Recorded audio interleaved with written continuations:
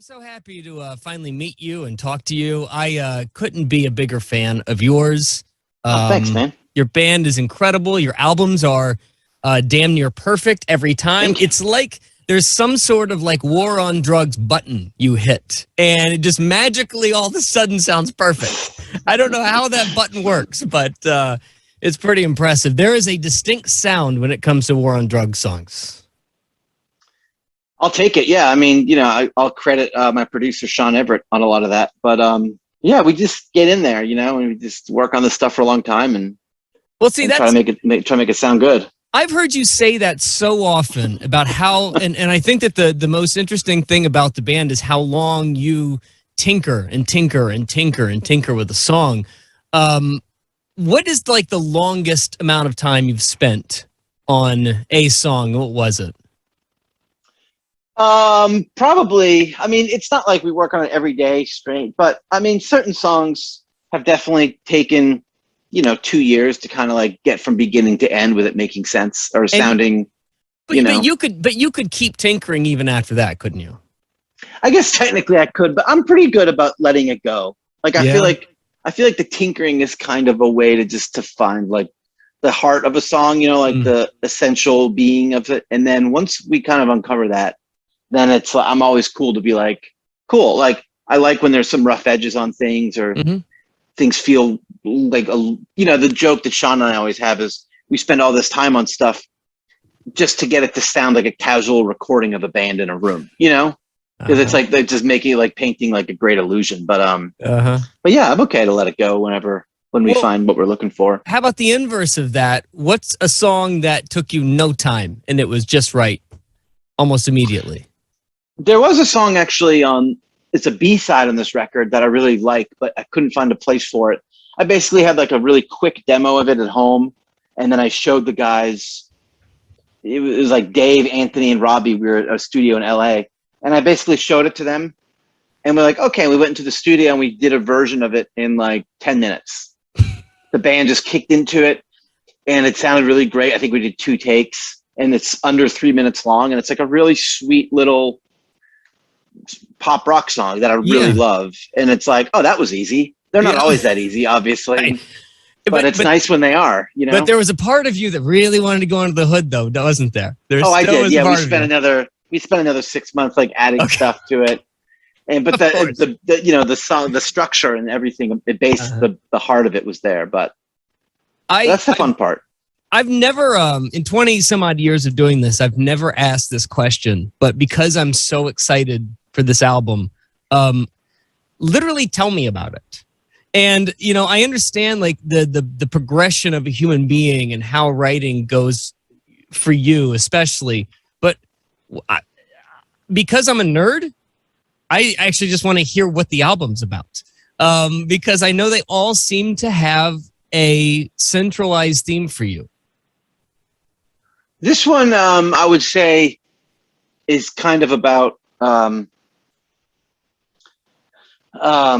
these are things I tend to learn a little bit after the fact. I don't really go into it with like some grand vision about what it is that's plaguing me that I need to express. I feel like I love to write music, and so I work a lot and I try to write a lot of stuff, and then the stuff that grabs me, I think it's all centralized on maybe one idea.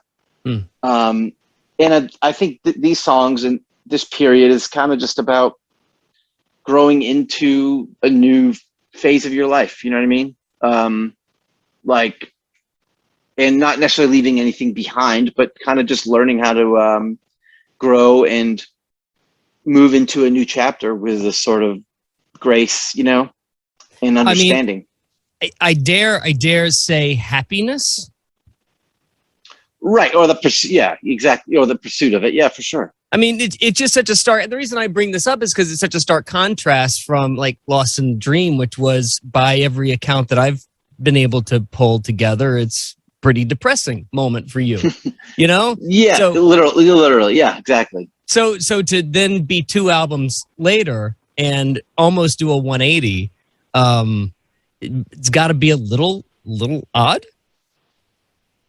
I think it's the beauty of time, and I think, yeah. I mean, I think with musically, I always enjoy music that is fairly uplifting. I think even on Lost in the Dream, the songs, the music of the sound, at least to me, the sound of the song is big.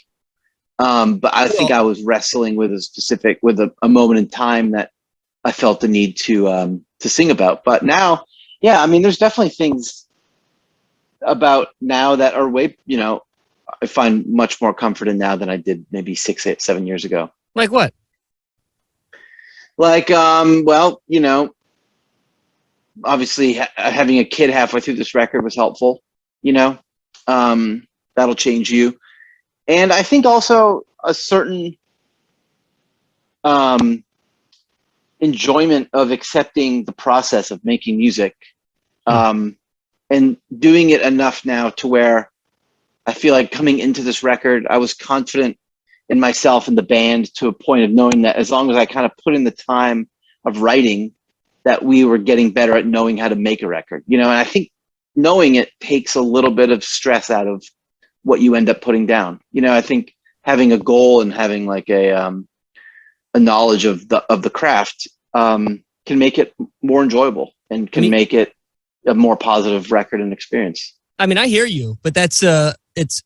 I'll be honest with you. It's a tad awkward hearing someone who won a Grammy say that. Oh yeah, feel pretty comfortable with this. I feel okay doing this right now. I mean, yeah. I think you already had it in the pocket there, Adam. I think everything was doing all right. There may have been, but it's funny. I rarely even listen to that record, but I like this new one for sure. Yeah, I mean, I loved how much you actually listen to your own stuff. I heard you tell a story about how Bruce Springsteen sort of changed your perspective on that. You used a word a second ago that that I always try to use when I describe War on Drugs. Big. I mean, you guys make really big sounding, beautiful sonic landscapes. I wonder if you just sit around sometimes and write metal songs. I wonder if you just get. I wish I knew crunchy. how. I wish I knew how. No, I mean, mostly blues licks. The same blues lick. Yeah, I feel like I write a lot of stuff. I mostly write on the piano, which is cool because I barely even know how to play it. Okay. So it kind of limits how it makes you focus basically just on like melody instead of like theatrics, Interesting. I feel like I tend to build the song up like melodically so that when I play along to it on the guitar, I can do something interesting instead of just like, that just, is just a root note or something. I think that you could, I mean, you do have that kind of sound where it could take off into like even, some old school country stuff. I could hear you, pick up an acoustic guitar and get a little Waylon Jennings in here. Yeah. I mean, I wish like a lot of the stuff starts, yes, as simple as a halftime acoustics, pattern that gets turned around in the studio into something more full throttle. But, yeah, I mean, that's like the beauty of a song is it can be, you can take a song with 17,000 synthesizers on it and a drum machine and then turn around and play it on a piano or play it on an acoustic guitar and find a million different ways to sing it. It's amazing. They start all different ways. Well, it's amazing how simple it can get. I literally just had this conversation with Isaac Brock from Modest Mouse when he was talking about picking up a Coke can and starting to play it in the studio. I was like, yeah, that'll work. Did he talk about golf at all? You know what? I have not talked to him about golf. He called, so it was really weird. Me and Isaac just out of nowhere just like struck up this very long conversation, and I guess he's a pal. And the next morning he called me and he said, "Hey, Brad, I just wanted to call. I'm at a magic store." Oh wow! What are you doing at a magic store? I don't know. I thought I'd just buy some card games. There you go. Thanks for calling, Isaac. But no, we never talked about golf. I saw that photo they put out when they released their record, and they were in golf gear, and I was like, I wonder if he plays golf because I was actually in Portland I was living in Portland when they released that. I wanted to get together with them and play some golf. You know what? I'm supposed to go to Hawaii with him, so if we play some golf, I'll be sure to send you. Let me know. Yeah, definitely do that. Golf. Definitely. He doesn't seem like a golfer, I'll be honest with you. That's why I want to play with him. You know what I mean? It's like I just think that he likes the gear. I think he likes the clothing. Maybe that's it. Yeah. Maybe that's it. So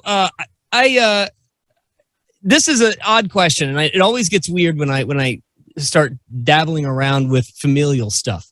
But you and your dad, you're close. At some point, I read a quote where your dad's a big fan of your band, and he's in his 90s.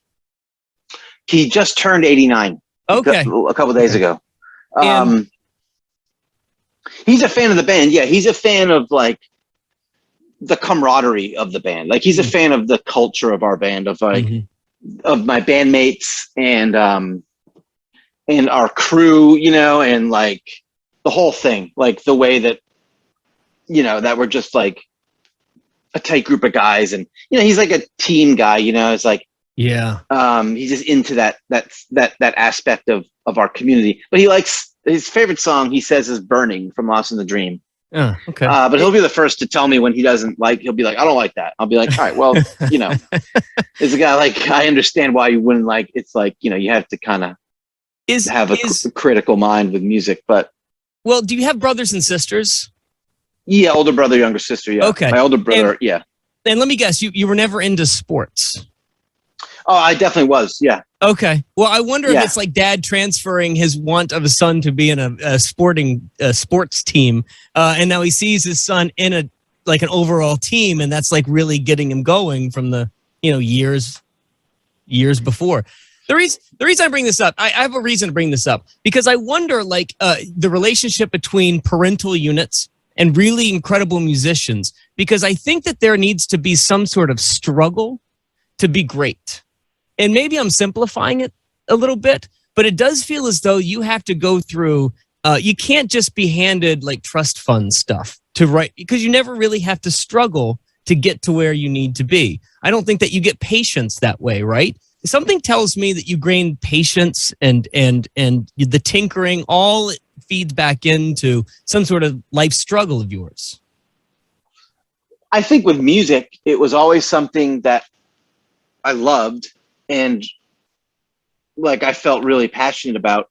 When I moved to Philadelphia in 2003, kind of when I moved to California in 2001, but more to Philly in 2003, when I kind of decided that I wanted to make a, like, you know, exist with a creative life of music. I didn't really know what that meant. It didn't mean I wanted to be like some rock and roller who, you know, I just wanted to like make music my life, which is what I already kind of been doing, but I wanted to be a part of it in a different way. I didn't really know what that meant. And I think I spent the next like 8 years basically trying to figure that out, which is me like, you know, I mean, learning how to write and record and meeting friends and just getting into the scene in a way that I was never a part of before. Playing shows, learning how to make records and recording and I think, you know, now that I have a kid, I kind of understand, like you probably just, you're looking at it from, you know, and you're just maybe a little confused about someone's choices. But you just have to, I guess, trust that they're kind of on some sort of path, you know? Yeah. And I think for me, that was kind of the path, was just learning how to exist with a creative life, you know? And having you know, a female aspect that's pretty supporting of that is incredible. You know, when I started radio, my mom would call me for the first decade of my career, and she would say, Brad, the Home Depot has benefits. Right. Just never thinking this was a real thing. Yeah. We've all been there for sure. Yeah. But you know, I want to do to finish up. First off, I really appreciate your time. But secondly, I want to do a really quick War on Drugs lightning round. Okay, so real quick, War on Drugs favorite drugstore. Drugstore, Silver Pharmacy.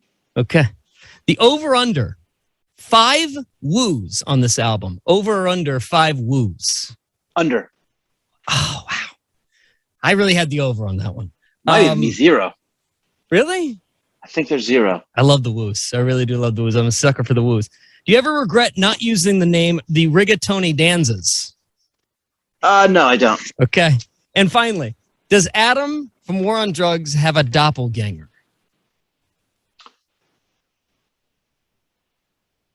I was told earlier that there's a guy in my hometown who apparently is my doppelganger, but I do not remember his name. Okay, well, I have somebody to throw into the pot. It's a man by the name of Jimmy Fallon. Oh yeah, right. I've heard that. Yeah. Yeah. Who also looks like our drummer, so it gets confusing. Really?